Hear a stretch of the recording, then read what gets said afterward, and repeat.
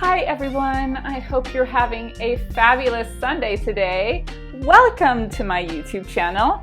I'm Lisa-Marie Armstrong, sustainable stylist and mindset shifter, and I'm the founder of the Sustainable Style Academy, where I help people go from being an overwhelmed closet owner to a sustainable style champion. So if you're a lover of sustainable style or would like to learn how to love sustainable style, make sure you click that subscribe button so you get the notifications every Sunday when I post a new video. So today we're working on how to get rid of clothes and shoes that you can't donate, right? Because the worst thing that you could ever do with your clothes that are unwearable are to throw them into the trash can. It's just the most unsustainable thing that we could do with our clothing, really. This doesn't mean that they belong in a bag of donation things either, because donations are for giving to people and things that are broken just simply don't belong in there, right? It also doesn't belong in the clothing donations bin. That's also not a trash receptacle. So if you haven't seen my video yet on the right way to donate things, make sure you definitely go check that out after this video because it has some important information in it that might be helpful for you. But if they don't belong in the trash, then where on earth do they belong, right? We're going to find that out today. But before we do that, we're going to build on a little bit of awareness. Because awareness is important when we're working on trying to change the way that we do things. And we need to know the reasons why we're going out there and changing our habits, right? We need to know why things are the way they are. So the problem with throwing even unusable clothing and textiles into the trash bin or into the donations bin is that they will end up in the landfill, and they will pollute for years and years and years and years. I mean, so long, it's ridiculous. It takes hundreds of years for the majority of things that we buy to break down. Some of them don't even break down at all. They just get into smaller particles. In the case of plastics, this is one of the things that happens. I mean, imagine all the shoes that people throw away, like all of the tennis shoes and sneakers and things like that, made with these rubbery and plasticky soles and stuff. Those take at least 800 years to break down, not even 100% biodegrade, because plastic doesn't biodegrade. And how about an old pair of stretchy jeans that are finally just so worn out that nobody can wear them anymore? They take hundreds of years to decompose. Sure, the cotton part of it decomposes, but not all of that polyester-based stretchy material. That stuff doesn't decompose. That lasts for hundreds of years. So now, once again, we have tons of microplastics going into the earth again. And on top of that, jeans are generally made with synthetic indigo dyes, and those are really polluting and poisonous, actually, which is scary when you think about it, that we wear these things actually on our skin. Yeah, so these things also get washed out into the land where we have our water, right? Or how about the polyester jacket or pants or skirt or whatever, dress that nobody wants anymore, or maybe it got a hole in it or something like that and then gets thrown away. Oh, yeah, I'm sure you can figure out what's happening with that. But, you know, what's the weird thing is about polyester is polyester technically is PET, which is the same things that plastic water bottles are made out of, right? So yeah, we're wearing plastic on our skin when we wear polyester. And then polyester, it never actually biodegrades. So every single piece of polyester that has ever been produced by mankind still exists on this planet. And that means any clothing that you have ever had in your entire life still exists on this planet somewhere And if you've gotten rid of it, probably most likely in a landfill somewhere. So, not great, right? Can you imagine being a human being stumbling 400 years from now over all of our old shoes and clothes that haven't disintegrated yet? It's kind of a weird thought and probably not that far from the truth. So knowing this, I'll bet you agree with me that we need to come up with a better solution as to how to get rid of the clothes that we can't actually wear or donate anymore. I'll tell you now, there is absolutely no ideal method yet. They are working on it. There are technologies being developed now, and there are some recycling possibilities, but right now that is reserved only for the fashion companies to recycle polyester into new yarn. It hasn't quite reached our consumer level yet, where when we donate that we can actually give to a recycling company that's actually truly recycling our clothing. I'm not saying they're recycling some of it, but giving most of it off to the landfills. So until we find a new method, we're going to have to go with these 3 possibilities that I have for you.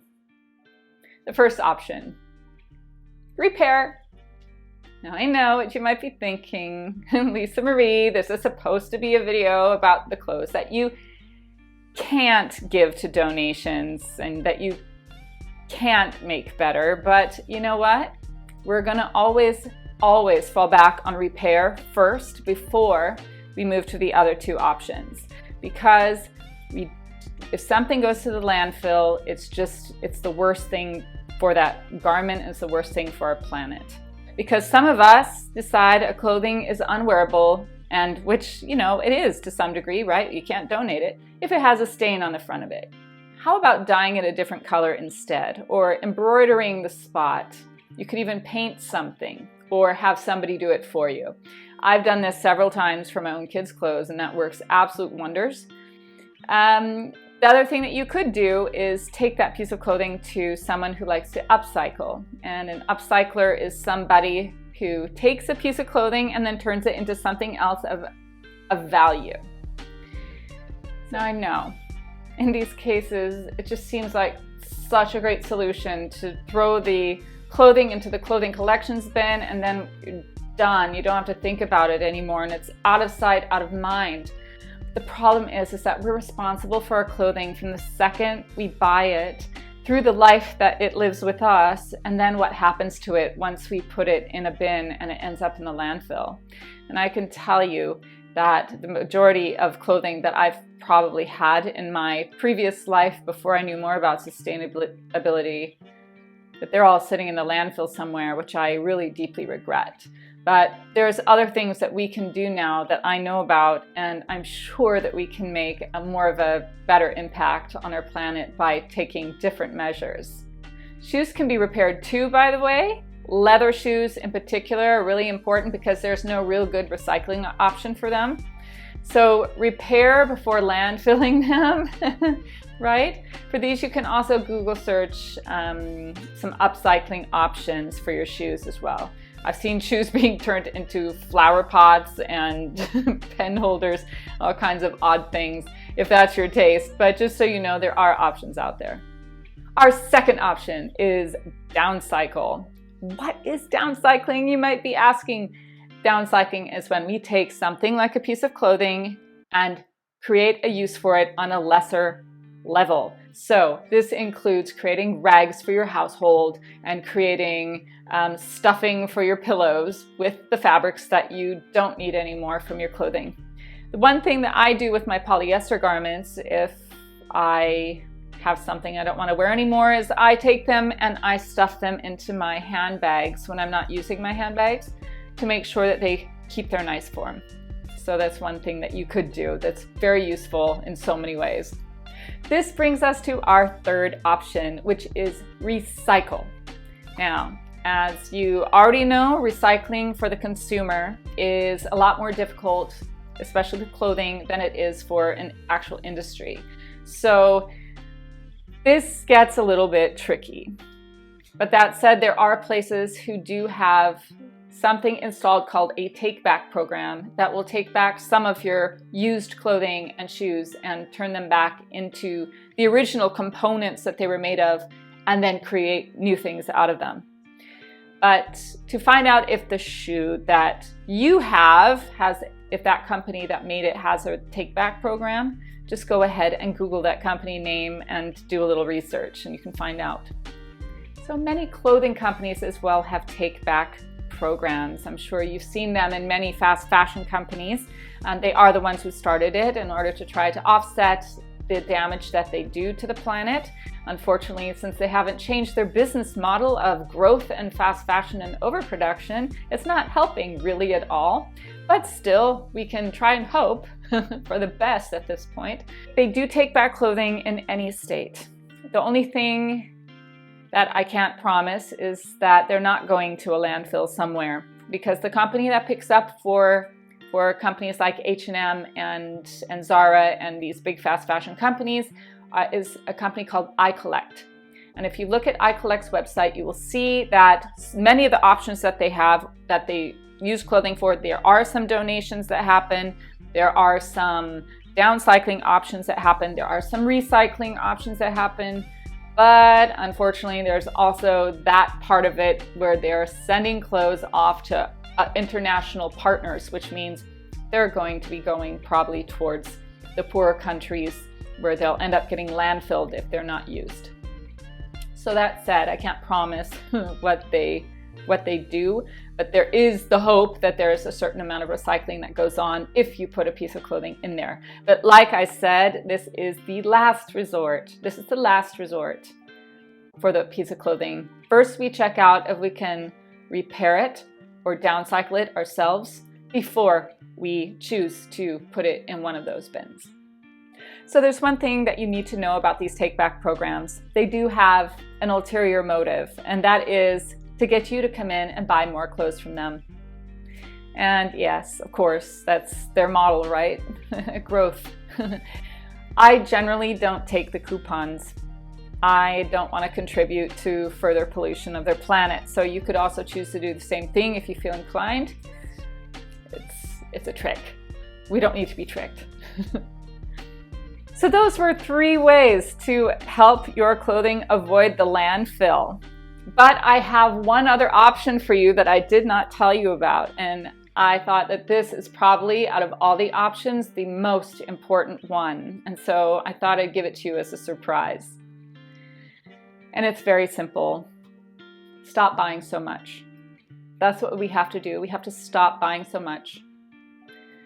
Only buy things that you've very carefully considered, that you've thought through, that you've contemplated. Is this something I need? Does this work with my style? Is this something that's going to bring me many years of joy and not just joy for the season? Because only things that you plan on loving and plan on taking very good care of are going to last in your closet and aren't going to pollute our planet. This also means we have to take exceptionally good care of the things that we do own. Because by keeping up on shoe repairs, by keeping up on if something has a stain on it, by keeping up on whether it has a hole and taking care of it, we prolong the life of the garment and also the joy that we have with that garment and wearing that garment. So if you're interested in kicking old habits when it comes to your wardrobe and your consumer habits, come on into my mindset webinar, where you can learn all about how I can help you become a sustainable style champion and how you can master the art of sustainable wardrobe and sustainable style. And if you haven't done it already, please go grab yourself a copy of the Sparkling Green Closet. The last link for the Mindset Workshop and the link for the Sparkling Green Closet is in the show notes below. That is my ebook where I help you jumpstart the mindset that you need to become truly, truly a sustainable member of our wardrobe society. So don't forget to hit that subscribe button. And thank you so much for being here today. I look forward to seeing you next Sunday on a round of Lisa-Marie's Sustainable Style Academy. And Thank you for watching. Take care.